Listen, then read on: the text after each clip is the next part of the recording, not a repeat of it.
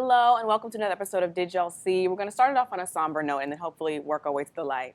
But we're starting talking about the shootings of and the deaths of Terrence Crutcher and Keith Scott. Sorry, I couldn't remember his name for a second. Keith Scott.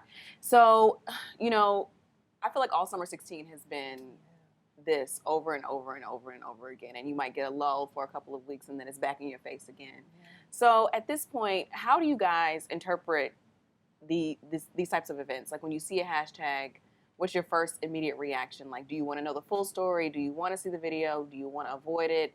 Do you keep scrolling? How do you process it at this point? And then how do you take care of your spirit when these new things come up? And then do you even have, like, are we still thinking about solutions? What type of conversations do you want to have around this now? If I see a picture of the person and the hashtag, then I just repost it and I have to keep it moving because I feel like I've said all that I can say about with my friends or my family members, and at this point it's just really just praying for people that you know and don't know for their protection, and because it's, I mean, at this point the government has to step in, but obviously, you know, they're like, hey.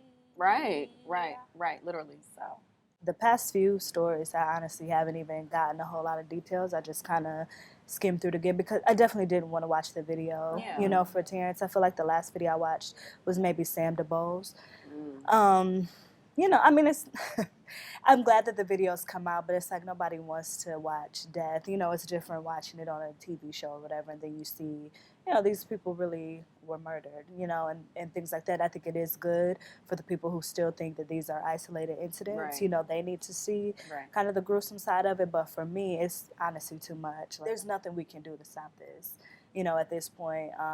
If they're not going to have any type of consequences, it's going to keep happening.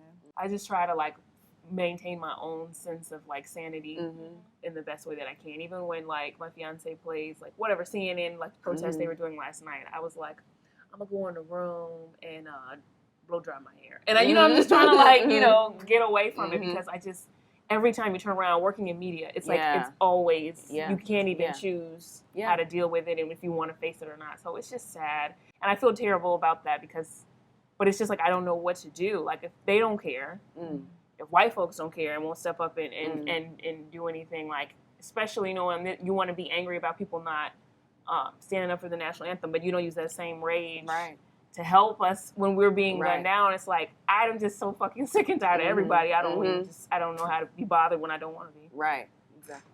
It's the same thing for me. I just try to keep scrolling. Like, and it's so crazy because the videos play automatically in so many different places, so you can't even, like, the least these social media platforms can do is put, like, some type of screen over it, and you can decide whether you want to see it for real, you know, or not. Because it's, I don't want to get to the point where it's like I'm seeing another black person killed, and it's just like, okay, it's a Tuesday, you know, like I don't want.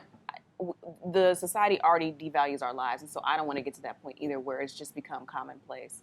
So I really try not to.